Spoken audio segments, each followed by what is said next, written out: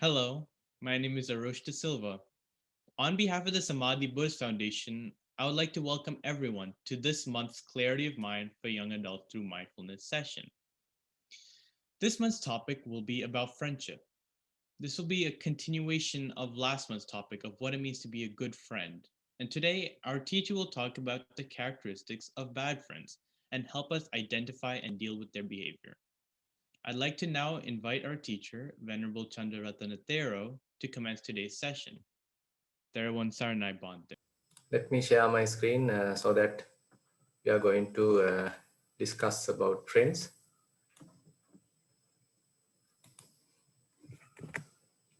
So basically, last time we have discussed in brief the good friends. And if I recap those information, so we have discussed about a helpful friend who is quite helpful to us, and when he is trying to protect us when we are heedless, and again he looks after our property when we are heedless, and again whenever we have some issue he acts like a refuge. We can actually depend on him, and whenever there is a need, actually we can go for him. So he never looked back, rather he always a helpful friend. He always a upakaraka mitra. And then actually we went to another friend who are always with us during our happiness as well as in the suffering. And he actually reveals his secrets with us, and we also can reveal our secrets with him, and he protects those secrets. And that is the beauty, because sometimes we need this confidence, trust. So that is one of the important aspect of the friendship, because if we can't trust the other person, if he is misusing our trust, so then we can't say that he's a good friend. So we'll get on to those sides as well today. So but here this particular friend who actually is a trustworthy friend, who is capable of sharing his secrets, and he trusts ourselves, and again we also can trust him or her, so that we also can reveal our secrets, our all say hidden points. Actually we can share all these things. And again when we are in trouble, he does not abandon us. And again he is very much in favor of us, and likes to even get on to risk on behalf of us. So this is a kind of a really good friendship, where the other friend, so my friend is a good friend, a best friend, is always there for me as a refuge, as a help, and as a person who can share my secrets. And then we get on to the another person who is called Anukampaka Mitta, who actually sympathize our issues. So basically assume that we are not developed to their level. So they actually, that particular friend sympathizing ourselves, sympathizing us. And he always like to see that we also come into his level. He has no jealousy. Rather, he is giving us a helping hand so that we also can come to the same level or even go beyond that. And he rejoices in our good fortune. And so that is another very important thing. So sometimes you might have heard about the four Brahma Viharas, four sublime abidings, where Buddha talks about loving kindness, metta, then the compassion, karuna, altruistic joy, that is the mudita, and then the equanimity, the upekha. So these are very good qualities that we can develop. So if one have these qualities, actually Buddha mentioned, so we can dwell like a Brahma, like a celestial being who has this sort of a very vast kind of a mind. Instead of having a very narrow-minded mind situation, so we can have a fairly wider, broader mind when we have developed these four kinds of Brahma Viharas. So this is the friend who is talking about such a attitude, where he has an attitude of seeing someone else's happiness, pleasure, and being rejoiced in it. So he's not jealous of the other person's happiness or wealth or success, Rather, he can actually rejoice in that success, someone else's success. And again, if someone is talking, uh, sort of dispraising ourselves, so he actually protects that, basically prevent that, and he actually protects ourselves and our say fame. He actually tried to protect. And if someone is praising us, so he actually comments on that, and he basically like to see our fame growing, see that we are growing in all respects. Maybe materially we are growing, spiritually we are growing. So likewise, our wealth, either spiritually or the materially, he is actually commending, actually praising, and therefore he is called Anukampaka Mitra. And then there's another friend. So he is actually more into the spiritual side, where he tells us what is good and what is bad. And again, he always try to put ourselves also in the correct path. And he likes we also to enjoy with the correct path. So whenever we are not aware of something good, so he comes and inform us. He try to guide us, teach us, advise us. So he is very much like a spiritual friend. So he already has gone to some far, and he likes other people, other friends also to come with him. So that is the friend. So we can talk as, say, for example, the Buddha. So Buddha himself has enlightened, and then he become the greatest kalyanamit, the greatest friend to the all human beings. So whoever uh, practicing his dhamma, his teaching, are capable of achieving the same results. So Buddha didn't mention that his accomplishment is only limited to him. Whoever practicing the 10 perfections, paramis, Buddha mentioned that he or she can come to the same level. And he has mentioned what are the basic requirements, what are the qualities that we need to develop. So likewise, he has very beautifully explained the path, and again he has advised in many different ways for the others to come to the same level. Kind of a restrainment is there. So that is where what we call as morality. So in that sense, he has advised. And again, there's a concentration. So in order to achieve concentration, to implement or to have concentration, so he has advised. And again, in order to develop wisdom, he has advised. And again, he has rejoiced when someone else also going in the same path. And his task is very much that. So he's a person who is rejoicing, seeing that the others are also free from suffering. So he has given the correct direction, and someone else also has followed the same direction, same path. And then Buddha see that these people also now following the same path, and some are already able to free from the bondages. So there he is rejoicing. So these are the four types of good friends that we actually last time discussed.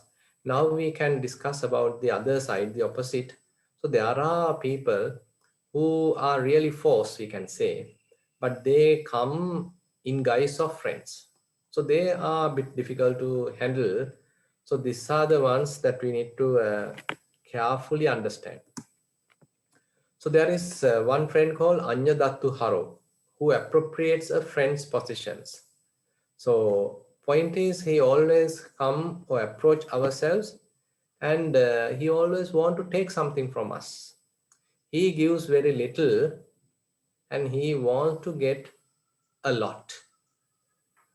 Say if it is a financial situation, and suppose that we are starting a business, starting a joint venture.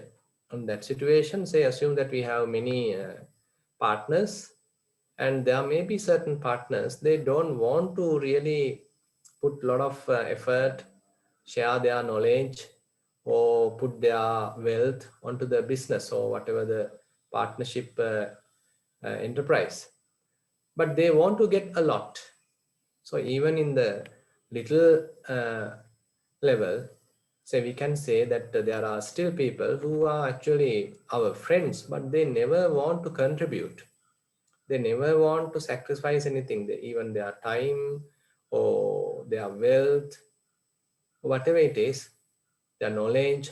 So they don't want to share, they don't want to contribute much, but they want to get a lot. So they are in a way doing some sort of a business with us. So they are not good friends. And Buddha mentioned they are called Anya Dattu Haru. So, and if there is something that he has to do, and he is doing only when other people are talking bad of him. Say, for example, if we are in trouble and the other people are telling, why don't that particular person didn't help you? So he is in a good position. He can actually come and help you. Why don't he help you? Don't he a friend? Then he hear this kind of argument going on among the people. So out of fear, he come and help only a little again, not wholeheartedly, because of others' bad words, or in a way they are uh, what to say. Since others are complaining that he is not coming and helping, so then only he come and help. But he actually could have done that very early stage, but he is never doing it. So that is the kind of a friends. So we have to recognize. So when we are associating various people, so different category of people are there, different types of people are there. So sometimes they approach us in order to get something. Assume that you are a wealthy person and you have a lot of wealth, and you are maybe a reputed person, then there may be many people approaching you in order to use that fame, in order to get some advantage from that. So this is the situation that we have to recognize. So who are the ones really wholeheartedly coming and helping us, contributing their part as well, and who are the ones in a way really force but coming in the in guise of the friend. Then Buddha talks about another type of a person who is called Vachi Paramo. So actually only talks, so never implement. So it is mentioned as renders lip service. So he is only talking big and assume that we are approaching him for some help. Then he sometimes mention, oh, I see, if you have come 1 month before, yesterday if you have come, I could have helped. But yesterday evening, I have given my everything to someone. So he was also in need. So I have contributed to him a lot. So because of that, I can't help you now. Probably you may come next month. So likewise, he's always postponing his contribution. He's always telling that he could have help about a month ago, about a week ago, about a day ago, he could have help, but not now. Or maybe he postponed. Probably you can come maybe after 1 week, then I would be able to help you. Then assume that we are going after 1 week. Again, going and meeting him after 1 week. Again, he is telling something else. He is telling, okay, I am not in a position to help. I have help another person. I have to do a lot to someone else. So likewise, he gives many excuses and basically skip that opportunity. So these are the friends. Uh, so they are talking about the past and the future and never want to help us in the present moment. And he has a lot of praising words in a way. So he talks a lot, but never implement it. Only limited to the words. And again, whenever there is an opportunity for his contribution, he always tells some reason that due to that he can't help. So you have probably already have come across these kind of friends. Assume that there are maybe even relatives, even certain friends, certain other people that you sometimes have to approach, because assume that you want to ask maybe material help, maybe financial help, maybe that you want to get some knowledge transfer. So even on those occasions, they never do it, rather they talk about it. They only talk. Therefore, they are called Vachi Parama, or they only render lip service. Then there's another friend, he is called Anupiya Bhani. He who flatters actually. He always talk in praise of us. If we do a good thing, he again praise. And if we do a bad thing, still he praise. So he never want to put us in the correct path. Instead, he always talks in order to get our sort of what to say in favor of ourselves. But even when we do something wrong, he still prays, he still approves. But probably you can remember there's another friend which we discuss as a good friend. So he always want to protect us from the bad side, protect us from doing any unwholesome deed. But this friend is not like that. Even when we do bad thing, he approves it. If we do something good, still he approves it. So there is no any kind of a real firmness in the correct path. Rather, he is only with us and always approve what we do. And assume that you are uh, in front of yourself, he is actually talking, really praising you, and assume that there's many people and you are also there and he is also there, and he is talking actually in praise of us. Assume that we have to quickly go away from that meeting, from that gathering due to some reason. Then he start to talk bad about us. He start to talk ill about us.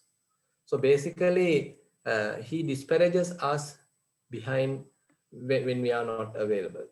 But when we are there, he talks really highly about ourselves. So these are very cunning situations that sometimes people are behaving. So that sometimes we have to very carefully observe how they are behaving, because we can't recognize immediately who is a good friend and who is a bad friend. So we have to associate them for a considerable period of time. Then only actually we can recognize their true behavior.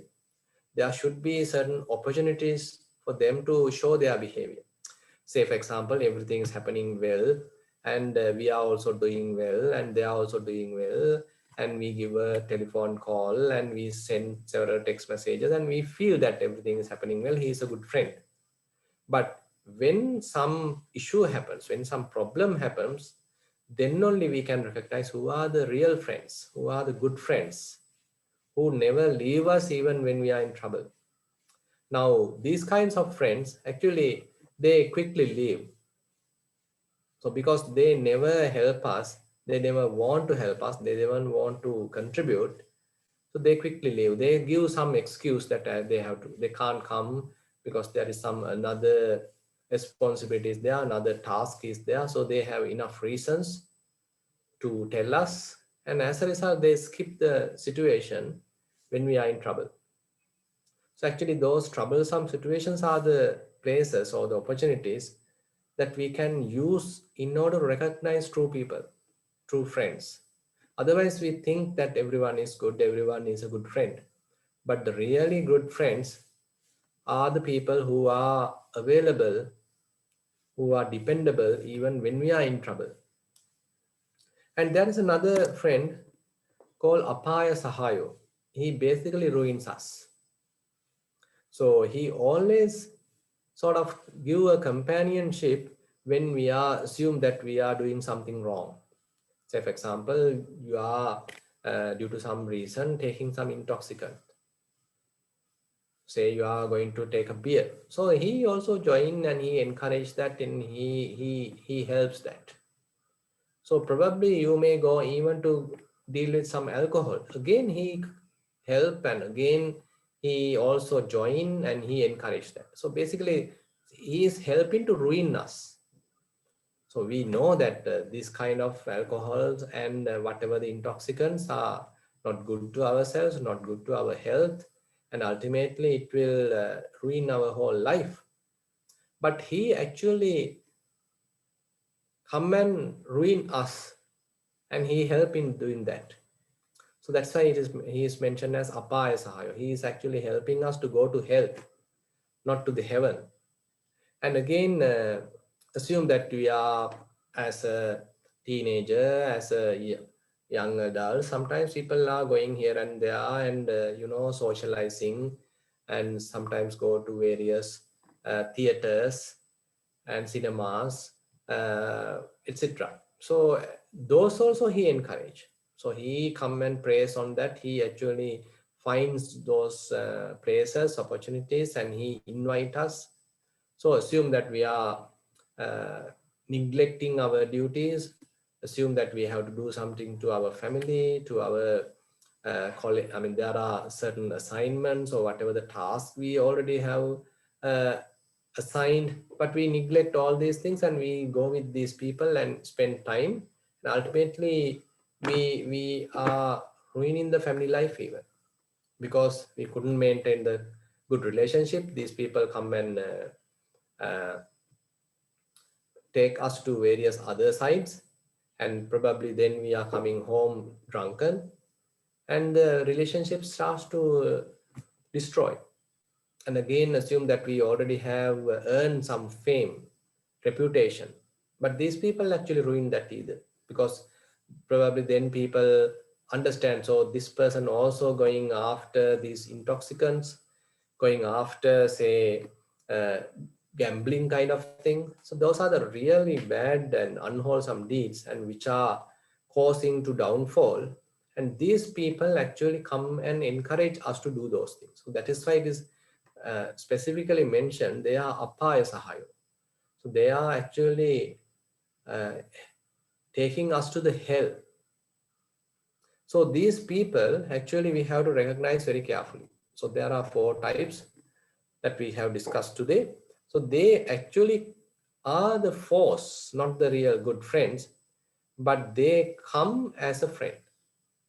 They are actually disguised as a friend. So it's very difficult to recognize. So we have to have very good wisdom, very good mindfulness to recognize.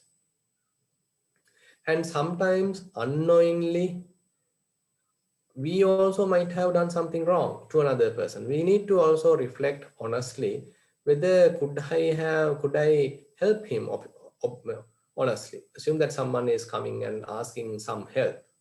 So are we really neglecting him, or are we really uh, not taking that opportunity, not giving a helping hand? So are we also going to be a bad friend? So that's also a kind of a introspection we can have, because these are human qualities that we are talking. So there are no completely white character and completely black characters. Rather, we also can have these, say, uh, bad habits, and sometimes we also mistakenly do these things. So on that time, we have to honestly reflect whether I did the correct thing. Assume that you are asking someone else to come and go with you for something which is not approvable. So then you have to reflect back and see, am I doing the correct thing? Actually, Buddha mentioned to Venerable Rahula, to his own son, before you do something, just reflect. Is it favorable or beneficial to yourself? Is it beneficial to the others?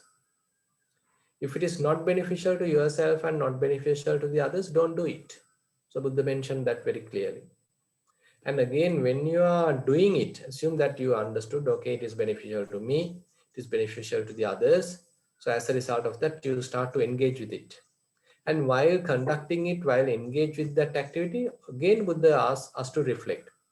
Am I doing the correct thing? Is it the correct thing to do?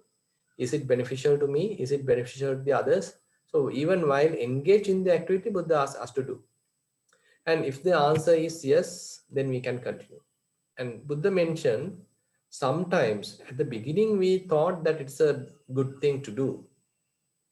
But as we are engaged in the task, probably slowly we understand it is not a good thing.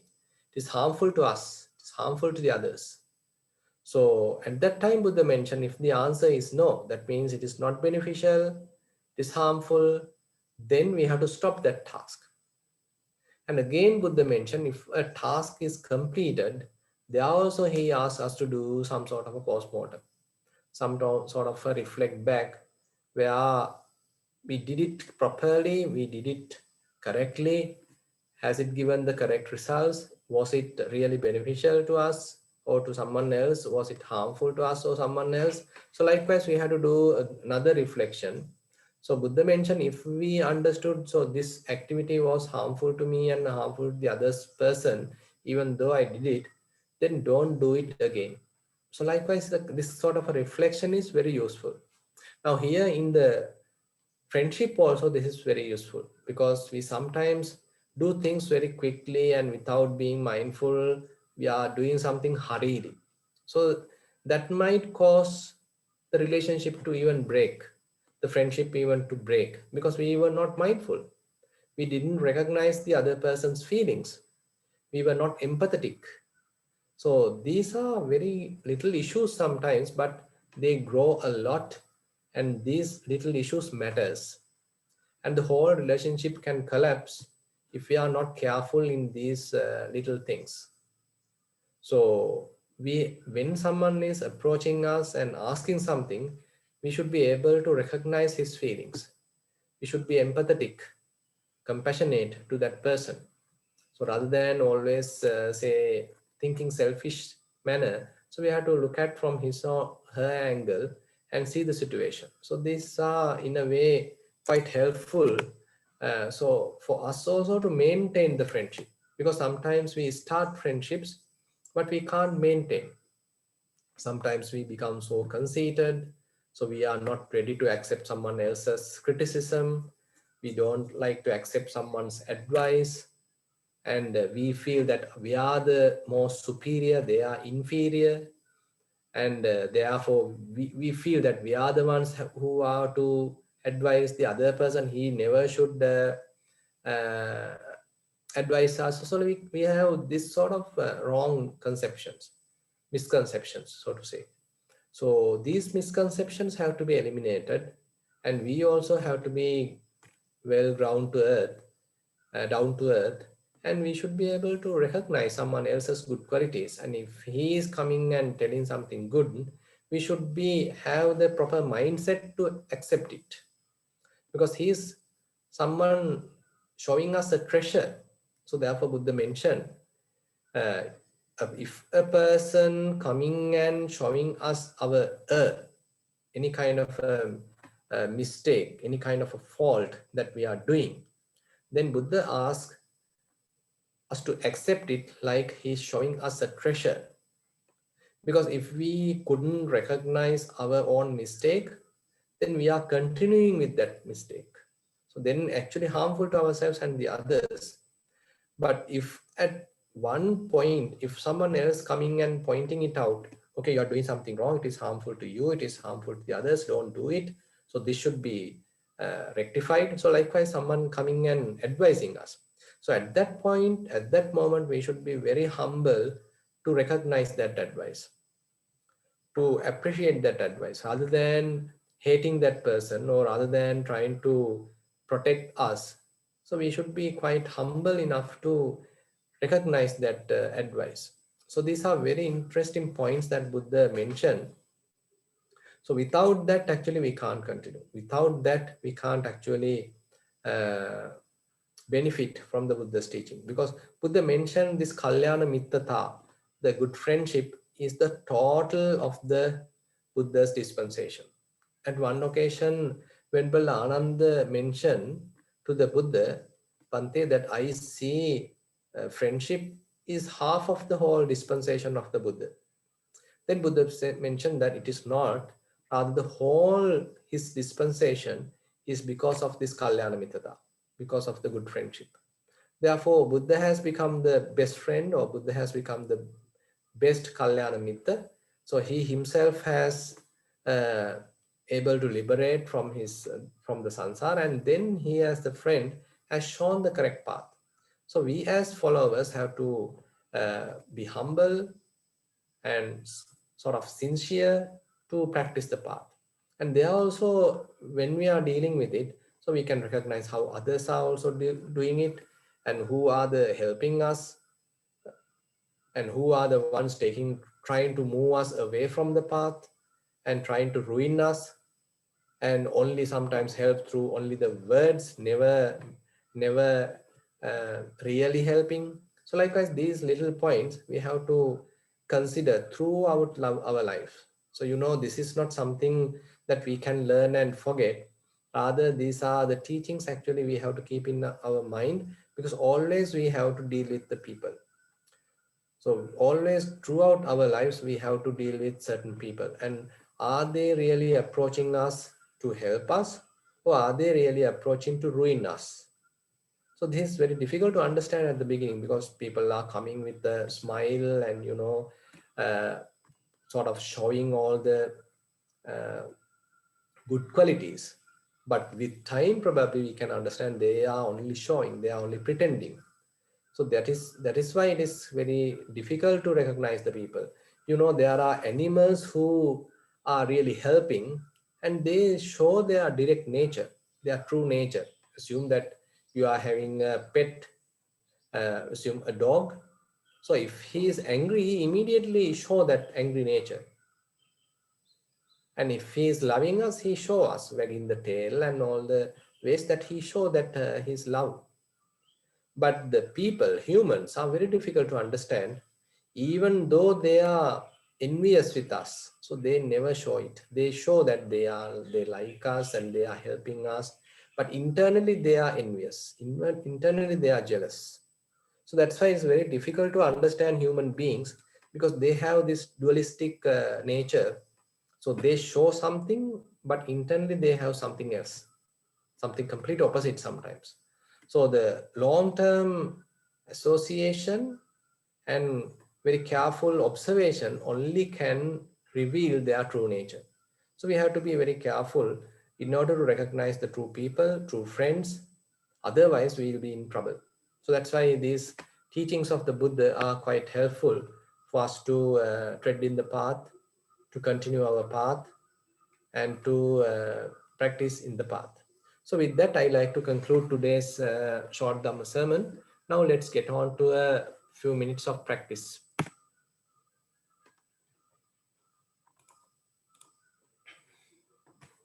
So probably now you can sit in a comfortable position.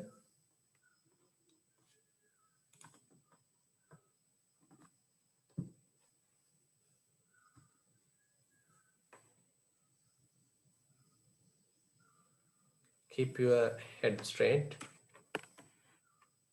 neck straight, upper half of the body straight.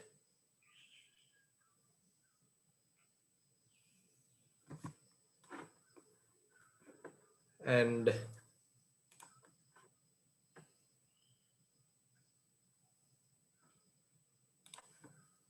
you are keeping yourself quite comfortable.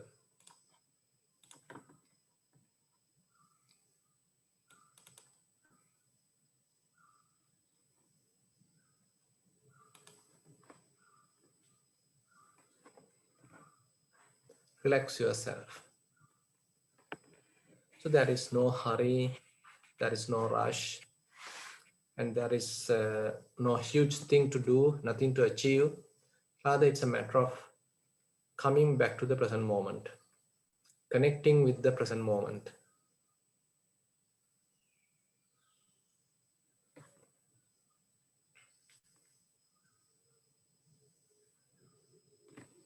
So try to simplify your experience.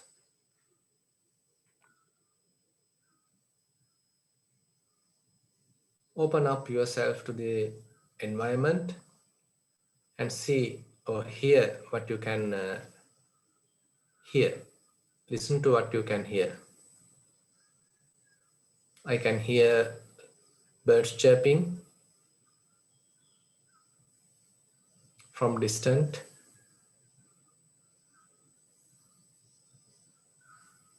And probably you can hear maybe the sounds of vehicles, maybe the sounds of a heater, refrigerator, air conditioner. But these sounds are happening in the present moment, not in the past or future, but right now. So they are simply sounds. So we don't need to be unhappy about them, angry about them, but we can simply acknowledge them. We do a simple mindful listening.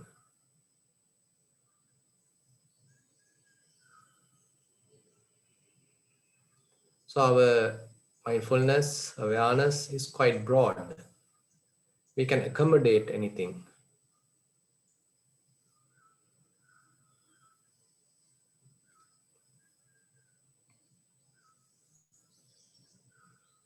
Now slowly we bring our attention to the body.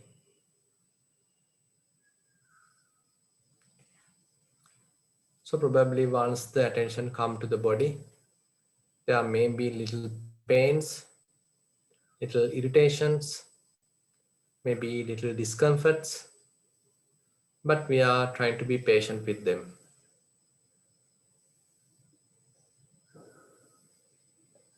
We can take a deep breath, hold it for a second, and then release.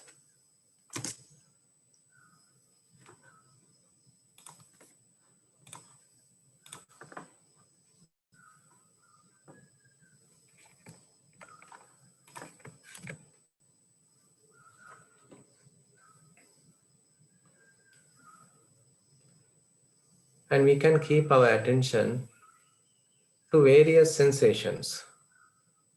Probably when we are keeping our attention closer to our eyes, we can recognize the eyelids are closed.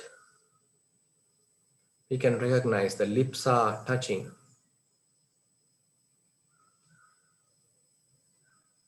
and all the facial muscles are relaxed. And there is no any wrinkles in our forehead or in eyebrows. We are not thinking any particular problem. Rather, we are trying to enjoy the present moment. It's a very simple experience, ordinary experience. We are now trying to appreciate this ordinary experience. We are not asking something else.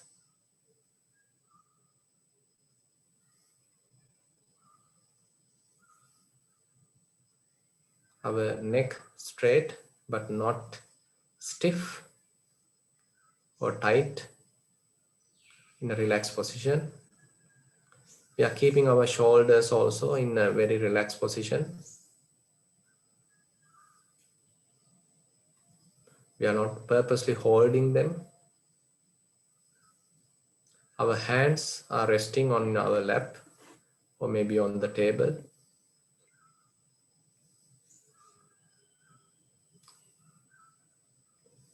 Probably we may be leaning onto a chair or keeping our back straight. And we can feel some pressure at our buttocks. Certain weight is concentrated there. Our legs are also relaxed, calf muscles are relaxed. Certain parts of the soles are touching the ground or the carpet. So we can feel that the attention, awareness coming to the body. This body is living. We are sitting comfortably, not walking, not lying down, not standing. So we can recognize this sitting posture. It's a very simple posture. We can enjoy this simple, ordinary sitting posture. We are refining our attention.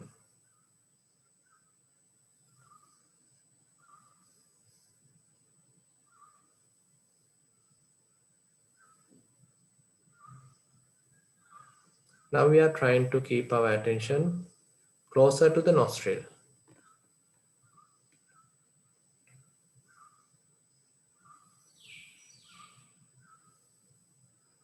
We are keeping it very gently.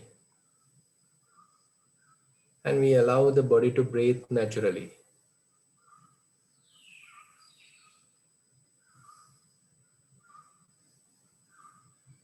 And if our mind still wanders, when in-breath happens, we recognize it and then note it as in. When out breath happens, we recognize it, acknowledge it, and note it as out. So this noting is a technique that we can use in order to fully engage with this physical process.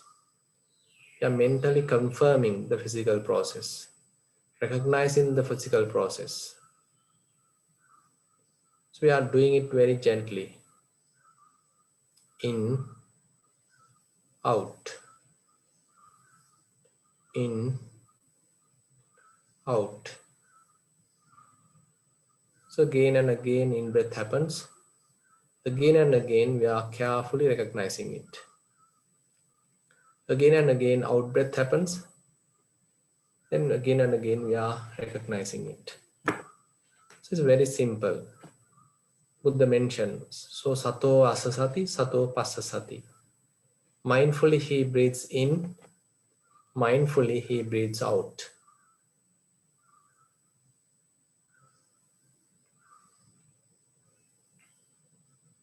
If there are any wandering thoughts, any distractions related to the past, recognize they are merely memories. The past has gone, it has happened. Don't give any value to those memories right now. Instead, bring your attention back to the present moment, to the breath.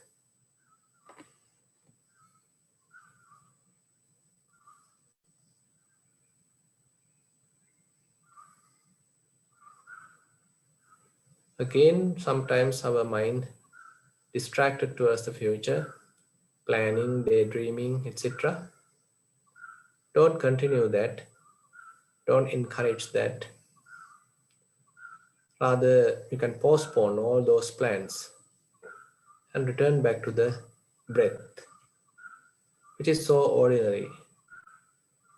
Sometimes appear like boring, but still we are not discouraged by that equanimous feeling. Rather, we are trying to refine our mindfulness using the breath.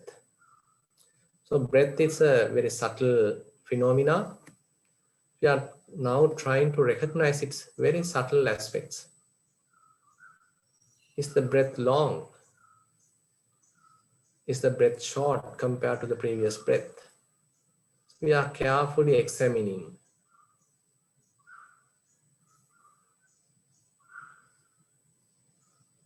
Is the in-breath warm or cool? Is the out-breath warm or cool? So we are carefully examining. So we are keeping ourselves straight, body straight, relaxed. And we are looking at the breath like an outsider.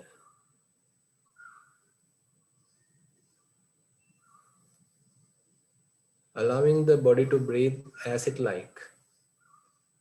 And we step back, maintain a distance, and we watch, we witness the process.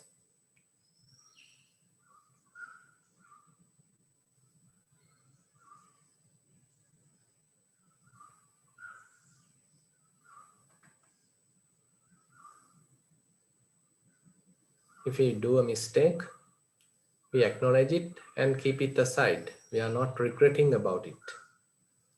And the next moment is a fresh moment, a new opportunity for us to develop. So we let go all those mistakes, but now opening up ourselves to this new opportunity, encouraging ourselves, rejoice in the present moment.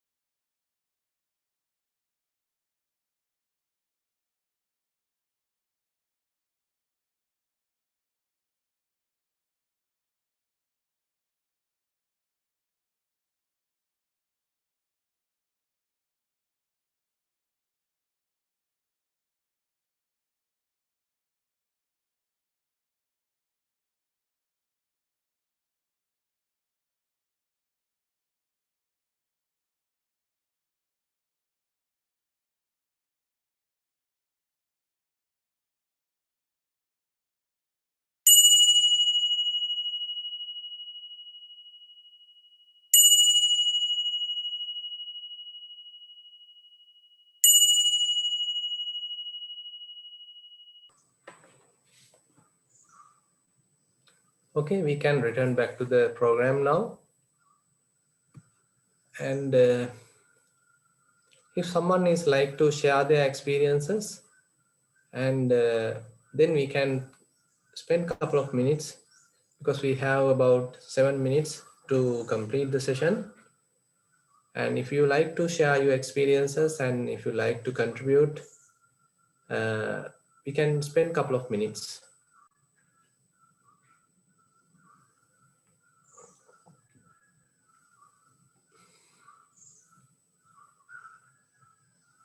Or else I like to invite Arosh to take the opportunity to maybe discuss about that book.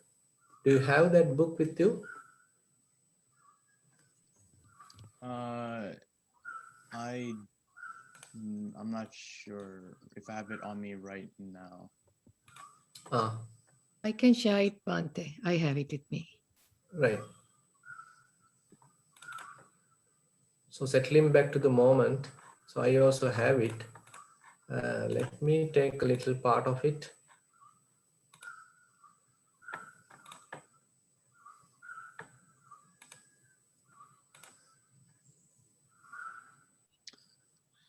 It is a very happy state when one begins to appreciate with the beginner's mind every moment as new as fresh.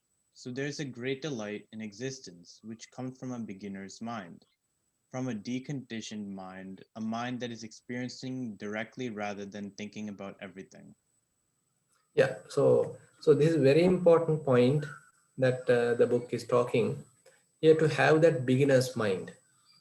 Because when we think that we have a learned person, we have an expert, we are an expert, I have listened to a lot, and I have learned a lot, and so this actually crowd our mind. So we are losing that fresh novelty in the mind. So when we are having kind of a beginner's mind, so it helps us to have a very fresh atmosphere. So basically we are opening up, we allow things to happen in a fresh manner. We don't consider that they have happened already, so I have already experienced these kinds of things. So that kind of an approach is not there. Rather, even when a new thing, a little past, I mean, a modern experience happened, we are looking at it in a creative manner, or looking at it in a little bit of with some curiosity. We don't neglect it. But on the other hand, even when we have the atmosphere of an expert, so he thinks that I know, I mean, I don't need to look at it because I already know that, because I already have observed this phenomena. So this is a wrong approach. Rather, Buddha mentioned, so you have to look at each and every phenomena as a new thing, because this phenomena is right now happening, and maybe little similar to a past phenomena, but this is a new phenomena. It has never happened in the past and not going to happen in the future either. This particular phenomena right now only happens. So we have to fully aware of it, fully appreciate it, wholeheartedly be with it. So that is why it is mentioned to having this beginner's mind, every moment as new, as fresh. So then the mind is, like blossomed, and it has the all appreciative acceptance. So we are not rejecting any experience, and we are looking at any experience with a joyful mind. So these kind of little uh, say qualities that we are associating with our practice are very helpful. Otherwise we look at the practice with some negativity, and we think that every day I have to do the same thing again and again, so it like feel like boring, I already know about it. So this kind of a negative feeling sometimes popping up, so it is not beneficial. Rather we have to feel fresh. Maybe you can have a bath and coming to the sitting, and you can have a very good say spacious environment. If possible, you are going under a tree, maybe sitting in the garden, so you can hear the birds chirping. So it's a kind of a refreshing environment, and so your mind is quite open, and that is more conducive to the practice. And then it mentioned the beginner's mind, and it's a kind of a deconditioned mind. So when our mind is so conditioned, so it becomes very restricted. We are in a kind of a fixation because we think that everything has to happen in a particular manner, according to a particular shape, and we are in a kind of a framework, so we are stick to it. And if something happens away from it, we become upset. And so that's a kind of a fixation. Rather, the beginner's mind is an open mind. So it's a deconditioned mind. So we are not maintaining any kind of a learned behavior. We are not maintaining any kind of a conditioned behavior. Rather, we have a very deconditioned, very open atmosphere, attitude in the mind. So it's a very refreshing. And it's a direct experience. Now, as I mentioned, when we are practicing the breathing meditation, mindfulness on breathing, so breath is a very ordinary experience, and we are keeping our attention there. So it's a direct experience. I don't need to think about the breath. Rather, I can be aware of the breath. I can maintain my attention on the breath. I can directly connect with it. So simple, so direct. So we sometimes forget about this direct experience. That is the most prominent, more and more close direct relationship what we have with our body. But instead of maintaining that, what we do is we conceptualize the whole thing. We are thinking about it, we are imagining about it, and we are writing about it, we are predicting about it. But in the mindfulness practice, we are not going to those kind of proliferations, constructions, fabrications, writing, thinking, etc. Rather, we directly connect with the experience. In breath happens, so we are very well aware of it. Out breath happens, we are very well aware of it. So it's a very interesting fact. Almost like you are coming in contact. You are keeping your mind and the physical action in sync. Everything is in sync. So this synchronization is very important. So if we are capable, this synchronization happen quite often. But if we are not still skillful, it's very difficult to have this synchronization, this alignment. So here we are not thinking about anything, rather we keep the mind quiet as much as possible, and we are directly connecting with the experience. So it's a very interesting phenomena, very interesting teaching. So this direct experience is something that we are encouraging in the mindfulness practice.